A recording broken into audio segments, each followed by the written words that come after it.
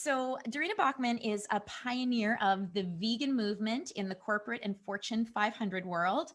Inspired by her corporate career, she founded Vegan Leaders in Corporate Management, also known as VLCM, a nonprofit to mobilize vegan employees inside major companies.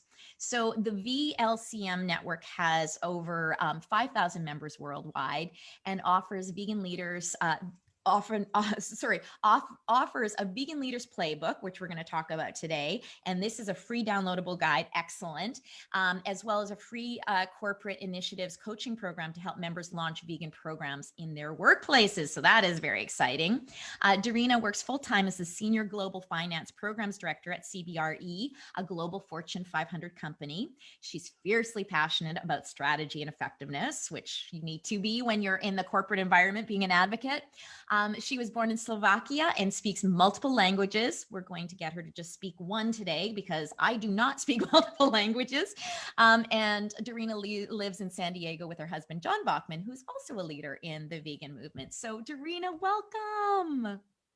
It's a pleasure. Aw, so good to have you back. Absolutely. The topic we are going to talk about today is my personal obsession. And this topic continues to evolve and we can continue to become better at it. So whatever we cover today is probably just going to be scratching the surface. Absolutely. You know, and because we had you on that panel and the little pieces of gold you gave us, I'm like, I want to hear more. So I've got all sorts of questions to ask you, but we're also going to open it up to our community here for questions throughout the interview. The sharing, you can ask a question by doing ****Q. And that just lets us know, gives us a little heads up that there's a question there. So I'll be watching the chat for that. But I want to start off with, Darina, just, you know, why is veganism and other forms of animal advocacy, why is bringing them into the corporate environment such a tough nut to crack? I mean, what are the kinds of challenges that we're facing here if we're in a corporate environment? Well, first I want to say that it is getting better. We are now at a pretty exciting point in time where vegans and animal rights activists can actually start having a discussion within companies about doing something. A couple of years ago, this was a non-starter. And for very, very many years and decades, companies just wouldn't touch this area. It was just very strange. Now, why? I think it's for many reasons, but one reason is that as a kind of historical anomaly, the animal rights movement always, for some reason, was seen as just toxic in the corporate world in a different way than other types of charities. Now, part of that is just kind of a historical, journey. Part of that is that the corporations were having this impression, which in some cases was true, in some cases was false, is touching anything that has to do with animal advocacy or veganism just means kind of going all into the militant, crazy area. Right. What happened, though, over the last couple of years is that the vegan and animal rights movements has matured and started really penetrating into the society, into the institutions, including the corporations.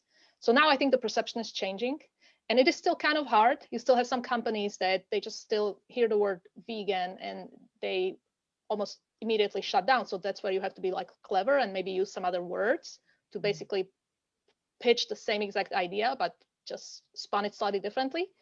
But it is still tricky, but now I would say it is doable. The second reason why for a long time this was so difficult was it felt like nobody was doing it. And you know how corporations are, they very much respond to big trends in a society. Sometimes something big happens in a society externally, like, for example, what happened this year with the racial justice movement.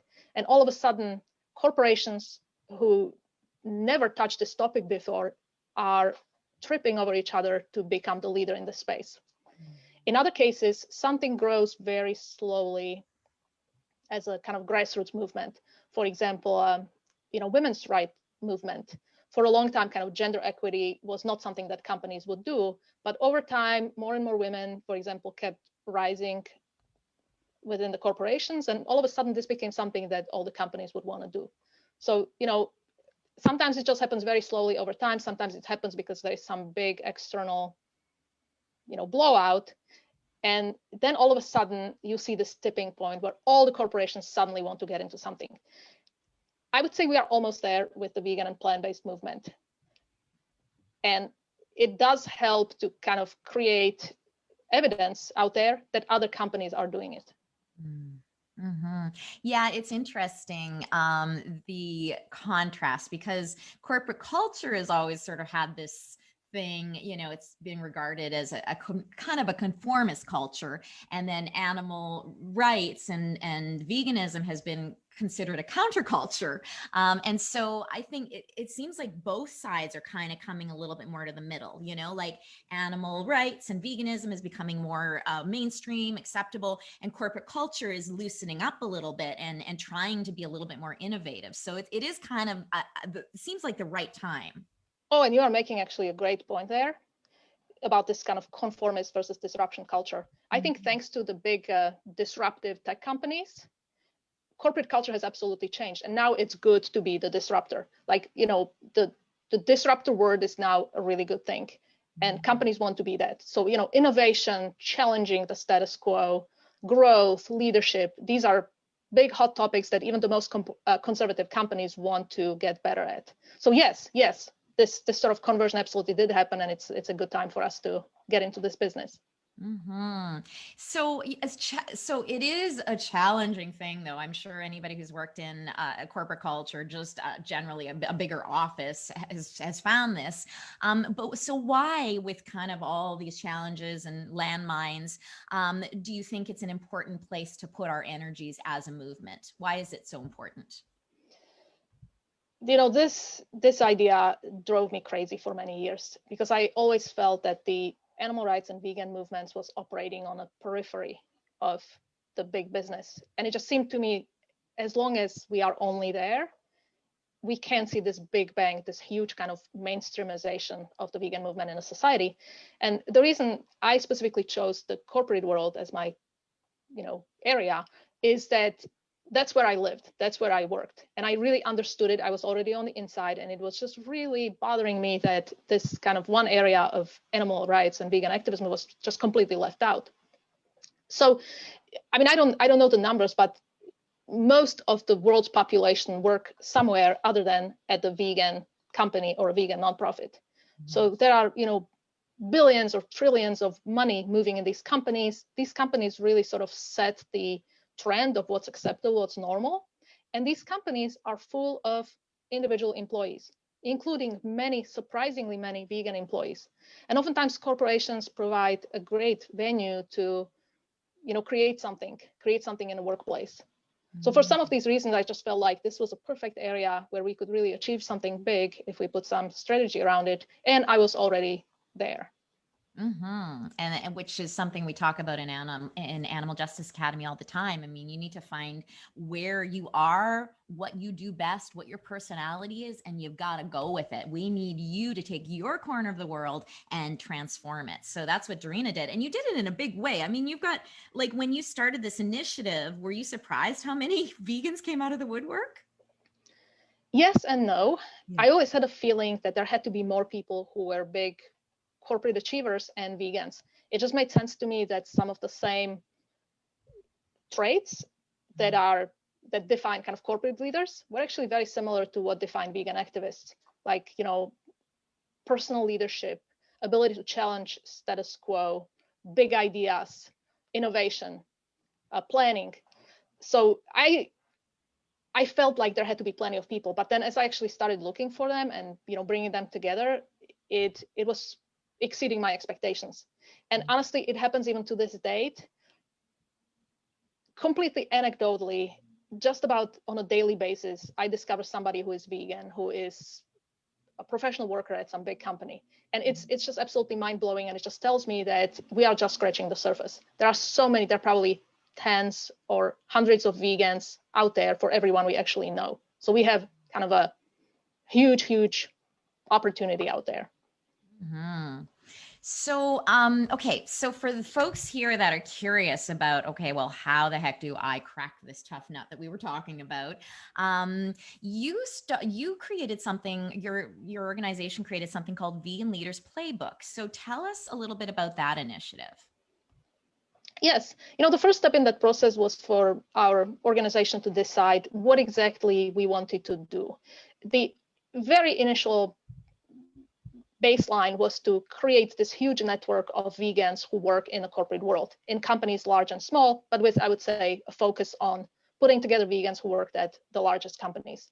And then we asked ourselves, well, that's great, but then what do we do as the next steps?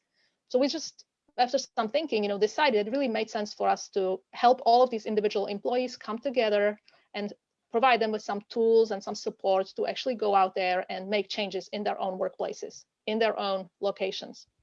So the first step in this process was to basically put together a book of, guidebook on this process. Like, how do you basically start with an idea to make something happen to improve the vegan perception at your company, or better accommodation of vegan employees, or make your company basically more vegan friendly? How do you take that idea and turn it into a specific game plan and then into specific execution? So the Vegan Leaders Playbook was just a way for us to basically put together the process guide to provide to everybody who wants to achieve something specific. Amazing. Okay, so I'm just going to put in the comments here in Zoom your organization's website, and the Vegan Playbook is on there. But you can also, Darina was kind enough to let us upload it to the course back when she was on the panel, and we will have it on the course platform under this module as well. So so let's start off, we'll start off simple and then we'll get more complicated. If somebody is in a corporate environment, Darina, and they're like, okay, I'm a vegan, I care about animals, where do I start? Where's the starting point? Yes, I would say there are two ways. One, if you are the kind of personality that just likes to go for it, somebody who's very confident, who is very good at persuasion, you can just go for it, and you can simply come up with a specific idea and approach a decision maker. Say, hey, I had this idea. We already have a health and wellness group. We already have a huge focus on diversity and inclusion. I have this idea for us to take this a little further as a company and bring a plant-based or vegan aspect to this. Would it be okay for me to put together a proposal of how this would work and come back to you to see if we could make it happen? So you could do that. To be honest with you, a lot of big success stories at corporations started with a single employee who just had an idea and had a drive to make something happen. That can be done, but I would say that's harder. And that's only okay for people who are just very strong kind of individual leaders. A much easier way is to put your energy at first to building at least a small group of other vegan employees, vegetarian employees, and supporters. You would be amazed how many hidden vegans there are at your company. This is sort of proven every day by amazing anecdotes. And here's what I would say. Let's say you're working somewhere at a, say, mid-size or larger company, and you feel like you're the only vegan out there. It's very likely that there are vegans actually on your floor in the office or in your department, people who you talk to. They just have no idea you're a vegan. You have no idea they're a vegan. Or maybe they are people who are very interested and they're kind of on the cusp of becoming vegan, but they just would not think of bringing it up to you. So the first step to do is to make sure people can know you are vegan. Put it, for example, in your LinkedIn profile. Put it on a LinkedIn profile in a smart way. Like, you can put it in your headline if you like, or kind of as a mention in your introduction, mention it as an interest or as a skill. I mean, corporate professionals have done it every which way. Also, whatever is appropriate, but sometimes I simply have the vegan leaders bookmark on my Zoom when I'm sharing screen for business presentations. And I have a lot of business presentations with a lot of people around the world. And it happens to me all the time that somebody random contacts me and say, I hope I'm not crazy, but I thought you said like you had like a vegan word on your laptop. I am vegan too. Are you vegan? And that's how the conversation starts. Wow. So, just come up with work appropriate, clever ways how people can instantly learn you are the vegan. Then, these are sort of just the simple things you can do today. Also, find out if your company already has some kind of internal employee social media like Yammer. find out if there is already a plant-based or vegan employee group. If it doesn't exist, you can usually create one and simply just ask a question. Are there any other vegans out there at the company? Or just, get in a habit of simply asking your colleagues in the middle of a conversation if they are aware of any other vegans at the company or people who are interested in a topic. I mean, just through this very simple approach, you can source so many leads. And all of a sudden, you can go from being the single vegan at the company to having 5, 10 others. Now, once you put together this initial critical mass, it just becomes a lot easier. You can form even an unofficial group. You can set one up in Microsoft Teams or in Slack, whatever your company is using, and simply start, meeting every 2 weeks, brainstorming what this group could ask for, what this group could work to achieve. Eventually, it may get to the point where your company will actually recognize this group publicly and will actually start sponsoring it. We'll give it a budget, we'll give it a platform, and that's where you can really have this group push this agenda on your behalf. This absolutely happened in several companies. I would say the big tech companies are the brightest examples of this. The big three, Facebook, Microsoft, and Google, are companies where the vegan employee groups are very influential. They are huge. They get to make demands. They bring big public speakers and get the company pay for it. They organize big events. And it may have started with a single employee, but it got to the point where this group is basically this massive force and can kind of push this agenda in a much bigger way. So these are just some kind of ideas that come to mind. So I want to hear more anecdotes. I want to hear more examples, but let's go back a little bit because Christine in the chat was saying, I find my workplace the trickiest place to navigate around conversations about changing lifestyle to protect and save animals. No matter what, it will always be a topic of mine. I just want to be able to deliver the message that resonates with people and makes an impact. So you talk in the Leaders Playbook a lot about choosing your spin and an elevator speech and sort of how to bring these ideas forward. Can you talk a little bit about that? Yeah, I would say first, it's almost like the best way to achieve victories for animals is by not mentioning them. I mean, it's kind of crazy, but we all have tried it to death and found it to just not get through. There is just something very powerful in the kind of subconscious mind of people that they just kind of shut down to this idea. So we have to, I think, find a way to just market it differently. And again, as I said at the beginning, now it's a lot easier because almost all people have some awareness that the plant-based movement is taking off, that it's just the biggest thing right now in the restaurant industries. Like, even people who are not necessarily interested in this topic are picking up these bits and pieces that Burger King just offered a vegan option. McDonald's just offered a vegan option. The biggest meat companies are now very publicly investing into the plant-based proteins. So people are hearing these things, and it's just a lot easier to have those conversations nowadays because you can simply talk about how this big trend is just blowing through and how we can all get on board. So the guilt trip, the moral case, in my opinion, is just very, very hard to ever go with. And instead, if you are, for example, very, very passionate about the health and wellness, you can, use that angle. Otherwise, you can simply say, this is clearly something that is happening. And, even, public figures who are not typically associated with vegan activism at all are saying things like, well, everybody in the world has to go a little vegan. Now, this is what kind of like one of the big conservative politicians in Texas said the other day. Wow. And if people like that are saying these things, you should not have any hesitation to say these things in your workplace. I really like that bit is that, we all have to go a little vegan, or the whole world is very interested in this plant-based movement. Everybody seems to be going very aggressive into plant-based direction. Why don't we at our company do something to at least keep up with this trend? Now, if your company has the culture of being very progressive, always wanted to be on a front end of things, then you can even say, hey, we at our company, with everything that we touch, we want to go bigger. We want to go first. So this is actually an area where we can practice what we preach and do something internally in this area. Mm-hmm.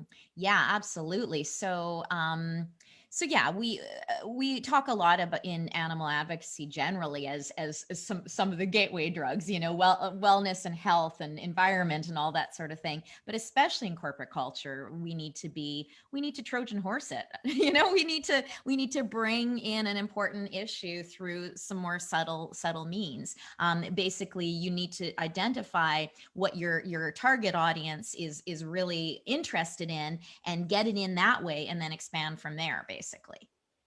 I have also found, just to piggyback on that, Mm-hmm. is you should not try to kind of cover all of these angles. You should not overwhelm people with like, oh, the veganism is great for the environment, for the planet. It's like, it will fix the health. It's like great thing to do. There is a great moral argument, because then it all of a sudden to people becomes just too vague, too ambiguous, too kind of remote. I think people get very attracted to ideas that are kind of in a here and now. That is something that they feel empowered and capable to do. So I would just focus on things like, what, it's a great thing for everybody to get more familiar with plant-based alternatives. So let's make it kind of a fun, game. Let's kind of introduce some, vegan options, and let's gamify it. Mm-hmm. I would kind of stay away from some of those big topics because people just tune out to it. They feel like, well, that's for somebody else. For me personally, it just doesn't resonate. So yeah, so one of the big takeaways I'm getting from you is that you really have to look at what your corporate culture in particular is like. So you can't just blanket corporate culture anymore. Now we have really innovative, cutting edge corporate culture, and so to be able to really identify, is this a culture where I need to just be really, really light and again, hugely Trojan horse it, or is this a culture where I could inspire them to really like leap onto something that is new and like an uprising kind of thing? So I think that's really interesting. Yeah, but I would say even the most conservative companies and geographies kind of have a side of them that is kind of hunger for doing something bold. Mm-hmm. I mean, generally speaking, yes, the most progressive, the most innovative companies are also the ones that are most progressive about letting the vegan ideas grow in a workplace. But you have companies that are in manufacturing, that are in oil, pharmaceutical companies that somehow become a place where a big, bold vegan initiative just happens. A great example, Alliance Insurance Company, very, kind of boring conservative company in Germany, recently actually started an initiative to partner with Sea Shepherd. Wow. Sea Shepherd is, I would say, a pretty, radical organization. Yeah, they and would somehow to the world consider that. Yeah. Somehow the vegan employees found a way to convince the decision makers that this actually fits with something that the corporation wanted to achieve on the environmental or conservation front. And all of a sudden, Alliance is partnering with Sea Shepherd in Germany. Amazing. Yeah, that is really hopeful. So so maybe some of the problem with vegans and corporate culture is just that idea, like that storyline, that this is just not a place to talk about it, that it will not be accepted in corporate culture. So it's really good to know stories and hear stories that is not the case. Yeah, the social proof is huge. And I would say that's another thing I would very much encourage everybody to keep in mind. Try to have, talking points or examples of companies similar to yours, or at least companies in general who have done something like this. Because honestly, the decision makers that will probably have to approve your initiative in a workplace will be very responsive to it. If you say, I can name 10 companies that have done something like that this year, and those examples I can provide. We're actually working on building a web page on a vegan leaders website. We are working on it the next couple of months to actually give that sort of evidence, basically publicly list all the vegan corporate success stories that happened, and also allow people to submit new success stories to us so we can then kind of vet them and publish them. And I think that's very helpful, because then virtually every employee and every company can simply say, guys, we are not going to be the first company doing it. You may think we are, but in fact, our competitors, the companies we admire, other workplaces are doing it at this very moment. So we actually don't want to be left behind. Yeah, no, I'm really looking forward to having that resource, Darina. Excellent. Thank you. And you're so right. Social proof. Again, we just kind of have to, I guess, look at corporate culture a little bit as the kid who's always looking to know what the cool kids are doing. And if you can just prove it to them, they're ready to just shift out of whatever they've been in before to do something new. So, okay. So, we have, a comment here. Deborah said, I have suggested to our company's health and wellness team that next time they are having these online events, I can connect them to the Toronto Vegetarian Association for someone to come and give a presentation. You talk a lot about events as a keystone to this sort of strategy, bringing vegan advocacy into corporate culture. Yeah, events are great because they feel non-threatening. They feel kind of like a one-time thing, and people enjoy the energy of them. So I would definitely say, if you can put together an event that has kind of a vegan educational component, if you can somehow partner up with an existing program that already has a budget and already has an infrastructure, like a health and wellness committee or diversity committee, absolutely do that and just tell them, hey, I have this great idea. As you know, when it comes to health and wellness, one of the biggest trends right now is how plant-based eating is sort of the absolutely best diet. So I have this idea, why don't we bring a speaker to just inform our employees a little bit on this topic? I have somebody really funny in mind. I have somebody who is just a hood, and they do these kind of corporate presentations everywhere. And usually it's that simple, because oftentimes the health and wellness committees, they are on a lookout for ideas, and they are sometimes they wish somebody came to them with ideas for speakers. So you may find that not only will this be approved and agreed, that they're actually going to be very grateful to you. But then, I would really make sure, when you kind of, for example, bring a speaker for the first time, maybe on a topic that, the employees are not yet 100% sure they want to hear about, you really double down on marketing that event. And also, do try to come up with a speaker that's going to be very well liked, that is going to be, entertaining, that is going to not kind of leave people feeling like, like depressed because maybe the topic was too, dark. So, just be kind of smart about it. But great approach. So I want to share a little story with you, Darina, and any of the AJAers who haven't heard this. Jen Black is one of our AJA members, and she wrote the other day, some of you may remember that I work at Health Canada in pre-market drug evaluation, and I invited Dr. Pamela Ferguson, who is one of our speakers at Animal Justice Academy, to speak to my colleagues at a wellness event after I listened to her session here in week 1 of AJA. I just wanted to provide an update that we finally held the event last week over Zoom, and that it was excellent with lots of questions and discussion. The feedback has been overwhelmingly positive, and people really enjoyed both the content as well as her delivery. So, just an example, we've had several AJAers sort of take initiatives like this in the workplace, and she chose Pamela because Pamela is excellent. I mean, she's very personable. She's really great to sort of roll with it. She really knows how to deliver the pertinent facts that people will really appreciate. And so, yeah, so any other examples of some, anecdotal examples, Darina, where events have sort of been a bit of a turning point? Well, I can tell you one that just came up a couple of days ago, actually, in Norway. So in Norway, a small organization wanted to be in a business of providing these kind of educational programs to corporations, very small organization, and they got into Microsoft in Norway and agreed to do a program with cooking demos and information.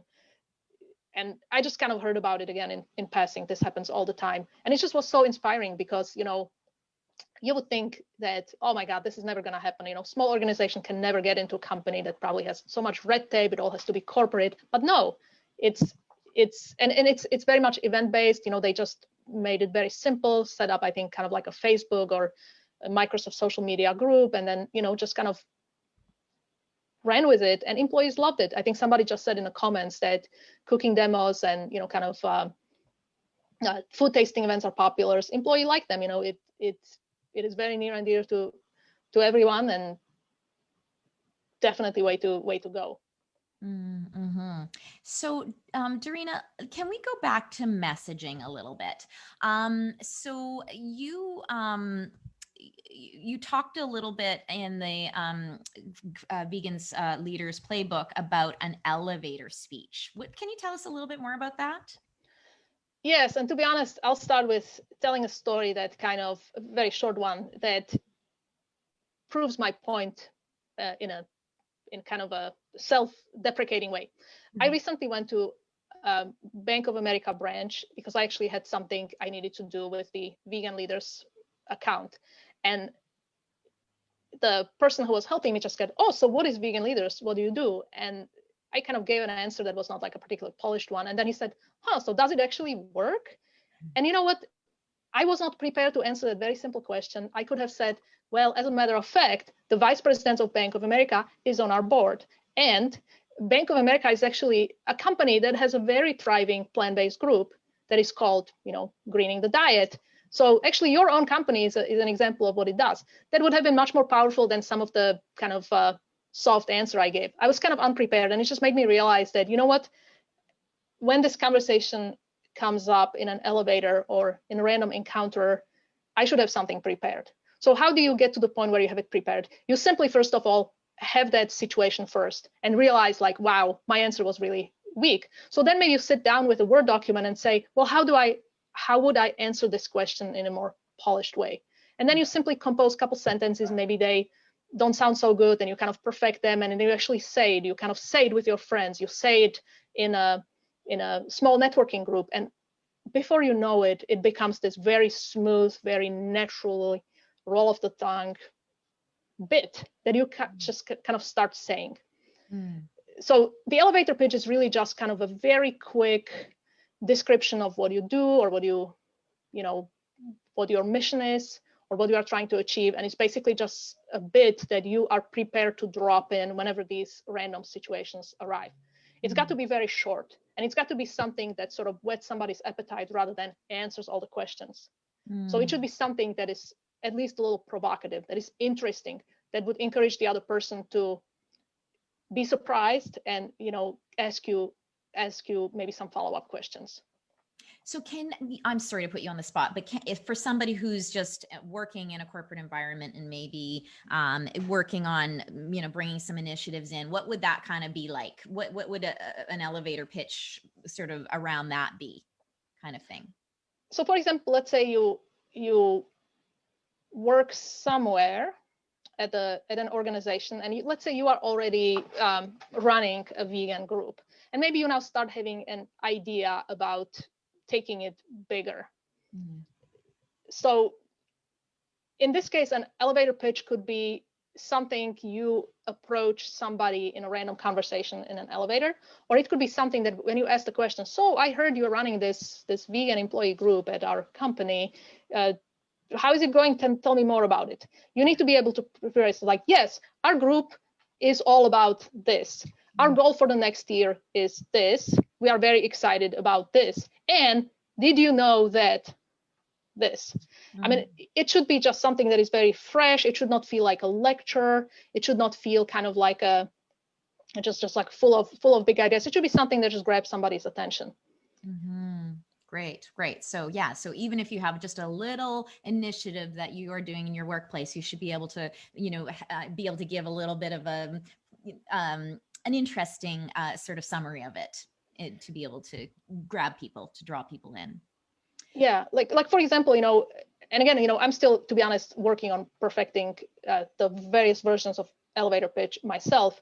But the way I, for example, like to kind of articulate what the vegan leaders group is about, we really believe we are on a cusp of the vegan movement becoming the next big thing in corporate social responsibility. And we would really like the vegan movement to become what gender, LGBTQ, and green movement have seen at corporations, where it's not crazy. All corporations more or less have something that touches these causes. They have groups, they have events, they have kind of ongoing company supported programs.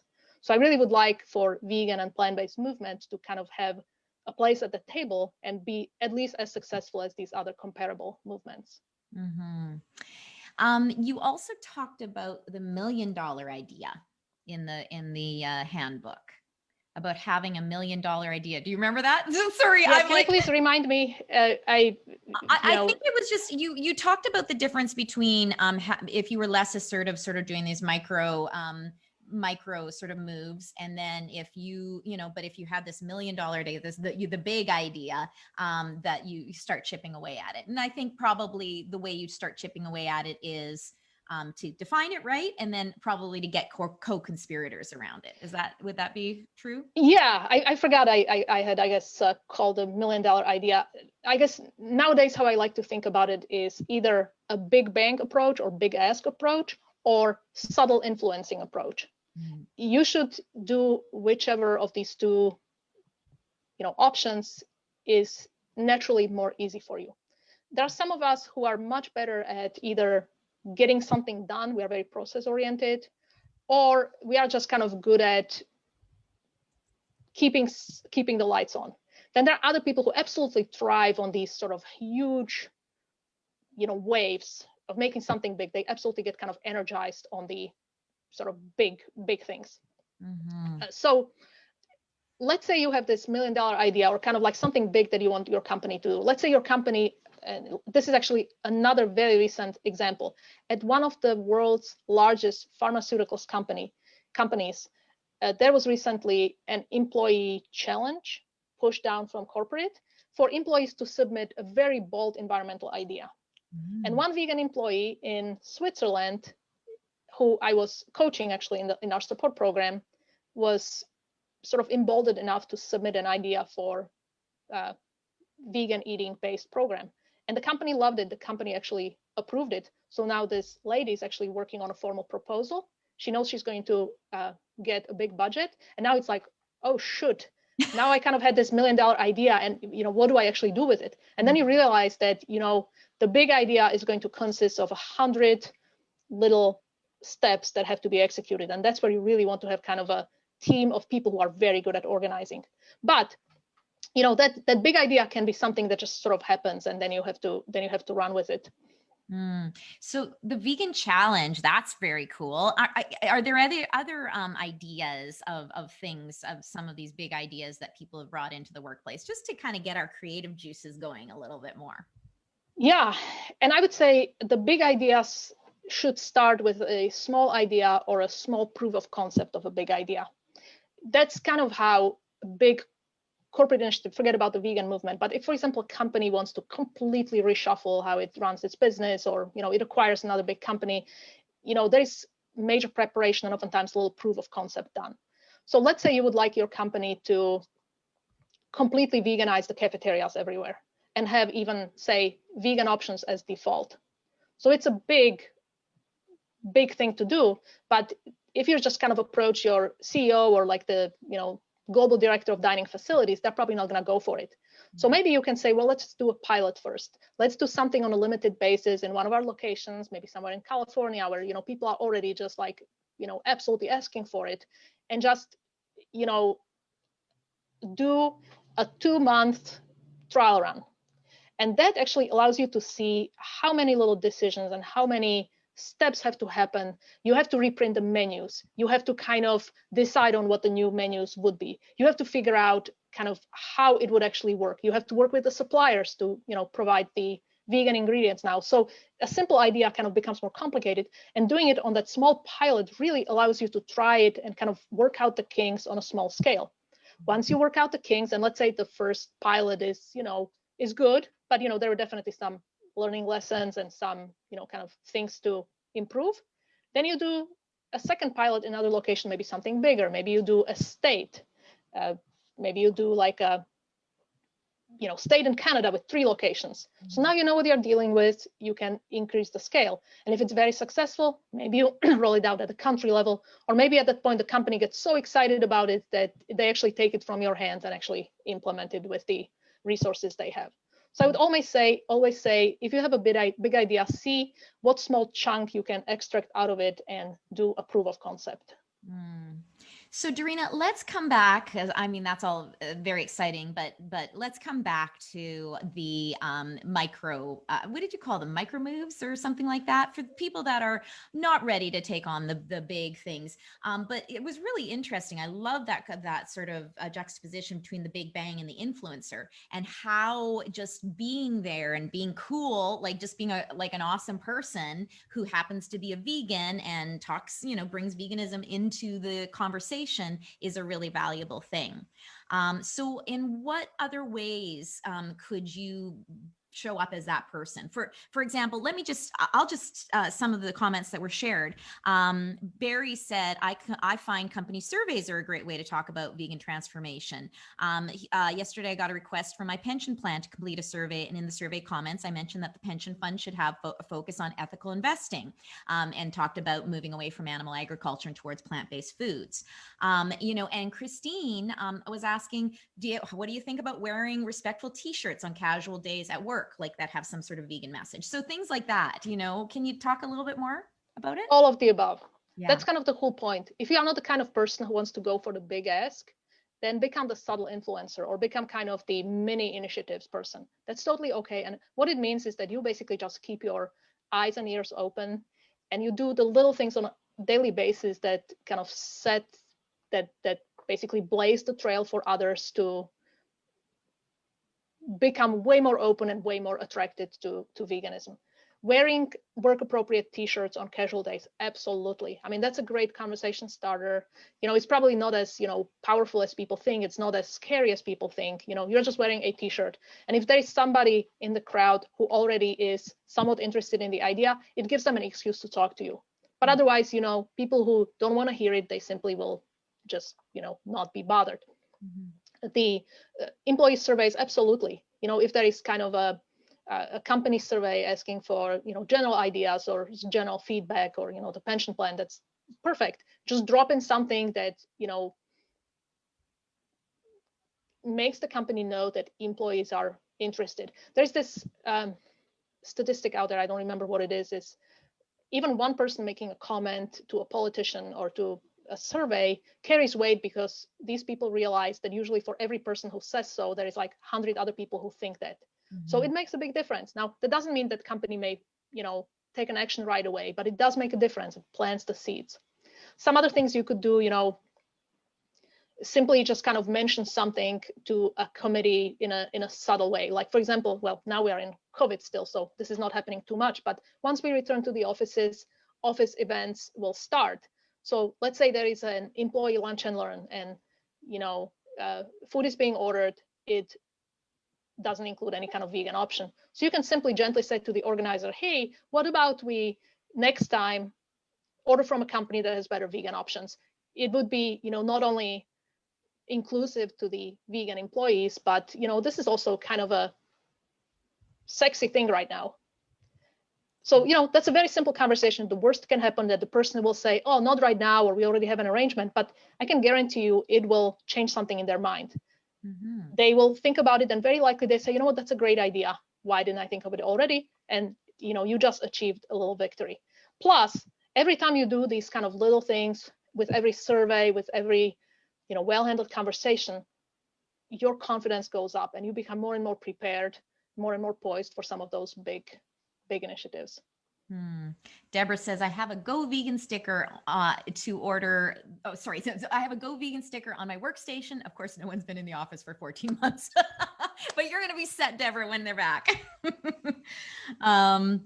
And so, yeah, I love that. I mean, every corporate environment, there has to be eating. So if there are ways to be able to say, and you're right, nobody likes the vegan that's like, there's no vegan food here for me. But for a vegan, and I don't blame them. It's crappy to not have food that you can eat. But to be able to say, wow, like there's so much social consciousness right now around plant-based eating. And it just seems like it would be a really, sort of really smart, responsible choice to make, to be able to bring that in and be able to, be a part of that.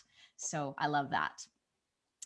Catherine is saying, Catherine asked a little earlier, are making, you said make a company more vegan friendly. Are there any other little tips, any other little ideas around how to make your company more vegan friendly or help with that? I probably will just emphasize what we already touched on earlier. Mhm. Some companies, it's not as common, but it's happening increasingly, are in a kind of business where they already know that from the market standpoint, the plant-based alternatives are the next big thing. So we see so many examples where the food companies, even the ones that were sort of on the kind of worst level of animal abuse, are starting investing big dollars into plant-based alternatives. Now that's kind of happening in their research and development and marketing department, but these stories are very public, and that can kind of give you an extra in if you are working on maybe some workplace initiative. You can say, hey, our own company is already getting in a big way into this business. It would make perfect sense for us to also step up our game internally. Mm-hmm. Also, even outside of the food industry, BMW and a lot of fashion brand companies have very publicly now, for example, ditched fur and leather. And it's kind of becoming this big snowball. So, clearly that is happening with companies that make consumer products that traditionally would use these, animal materials. So again, you can use that if you are, for example, approaching your company to talk about having more vegan friendly interior design options. I know of somebody who did this very successfully. This was just a young guy at a company, and he just was very passionate about the fact that their fancy corporate office had, leather and fur in their furniture, and he just asked around and found who was in charge of that, and then just had a gentle conversation with that person and say, like, look, I know we already invested in this, then that's fine, but next time around when we are kind of replacing our interior design, the sentiment about this is really changing out there, and it would really make sense for us to not use these products anymore. And if you say it kind of like that, you're not like blaming, you're kind of just inserting food for thought. That person is just gonna stay with that person. Mm-hmm. It's almost, you're framing it like you're looking out for the company and the company's image. Yeah. That it's no longer cool to look like you're, exploiting animals, like it's not cool. A few years ago, it wasn't cool to exploit, various people of various backgrounds. And now, there's an awareness that it's not cool to exploit animals either. Yeah. And also I would mention one thing. Whenever you have a chance, use fun facts, kind of like fun infographic, fun statistics. The internet is full of them right now.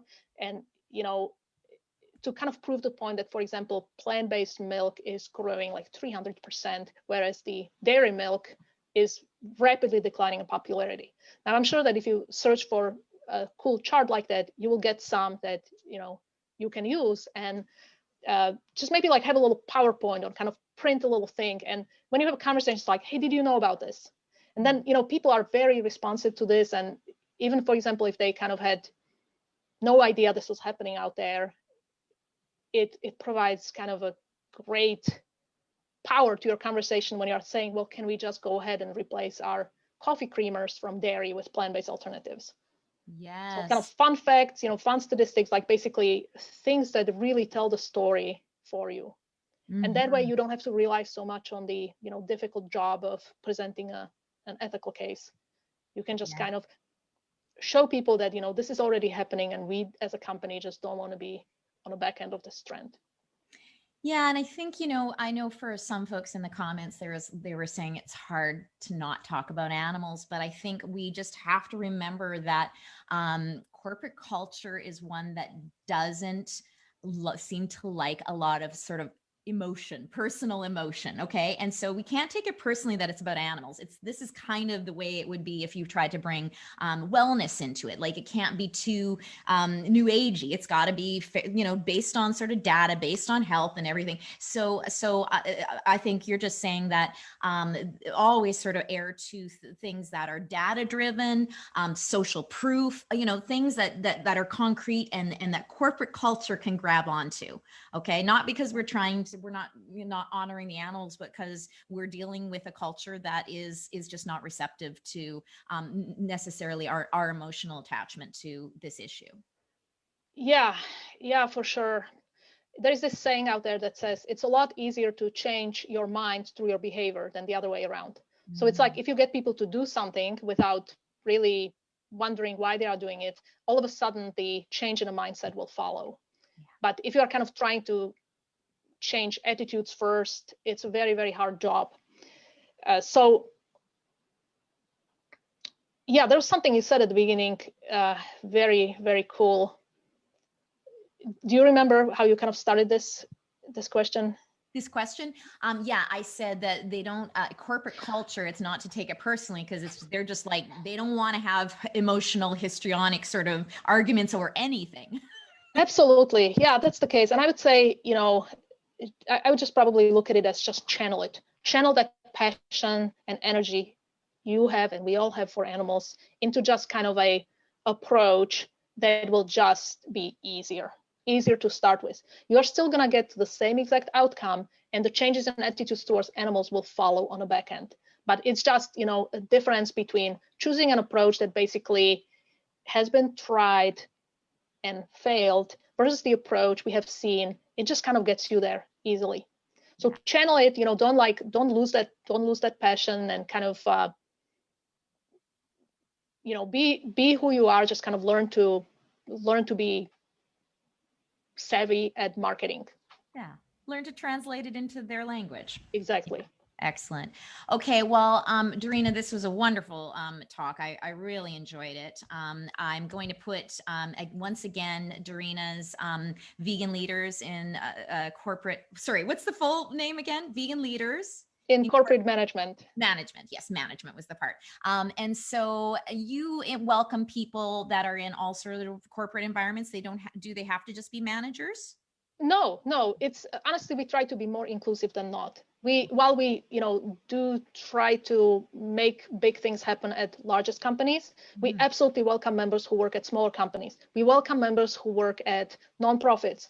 As far as are you in a management role, it's not so important either, because most people start not at a management level and eventually move up there. So it's, we're just generally looking for people who kind of could relate to this business, corporate, vegan conversation. So if you feel like this would be a good group for you to join, absolutely do it. We use LinkedIn as our kind of platform to do the member intake. So just go on LinkedIn and look for Vegan Leaders. The Vegan Leaders in Corporate Management LinkedIn group will come up, and there is just a button, ask to join. It goes to our kind of administrator who, approves those requests, and we put you in our kind of database, and then you become kind of part of this community and, get access to all of our other offerings.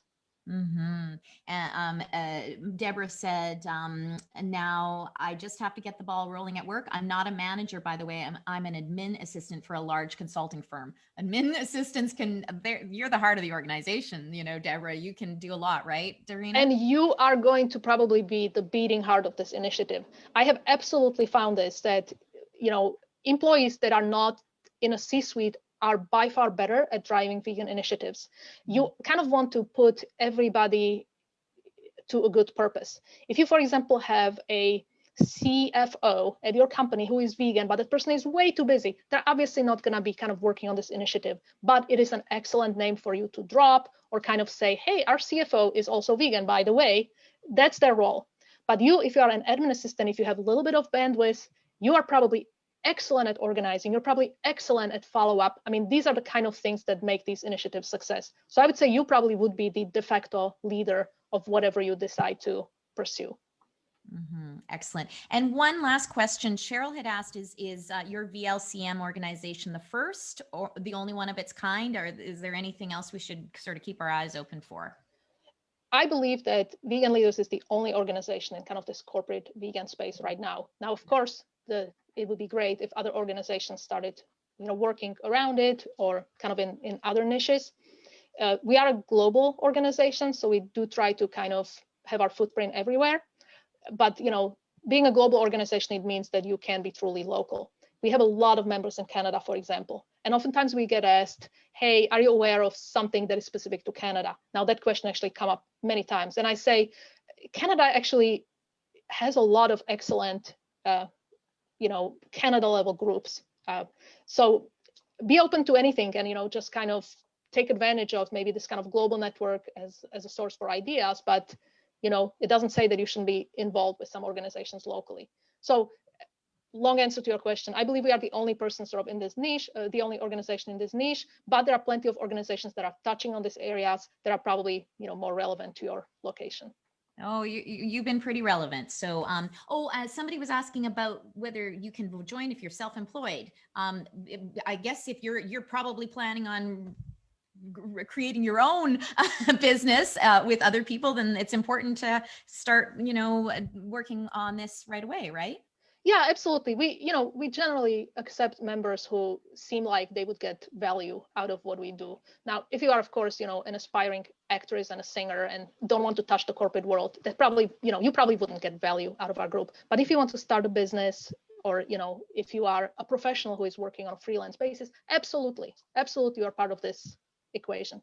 Okay, excellent. So, Kirsten, if you don't mind unpinning us, that would be great. I'm just, before we do a final thank you to Darina, I just want to mention that our next Lunchtime Live is May 22nd. This is also going to be a really great one. We're going to be talking about ways of more effectively collaborating with the environmental movement, which we've had some challenges with as the animal rights movement. And that's going to be with Las Brune. And so put that on your calendar for May 22nd. Darina, I just so enjoyed this, and we're getting so many thank yous in totally inspiring. Thank you so much. You're inspiring. I learned a lot. Thank you. So can AJ Ayers, can we give our little thank you to Darina? Thank you so much, Darina. It was just a pleasure. And we learned so much from you. And this is definitely a place we want to take on. So important. And we look forward. We're so happy that you're in the Animal Justice Academy with us. Thank you, Kimberly. It was really my pleasure. Great to meet you all. Have a nice day. I'm getting my second COVID vaccine later today. So today is kind of... you lucky thing, you. All right, everybody. Have a great day. We'll talk.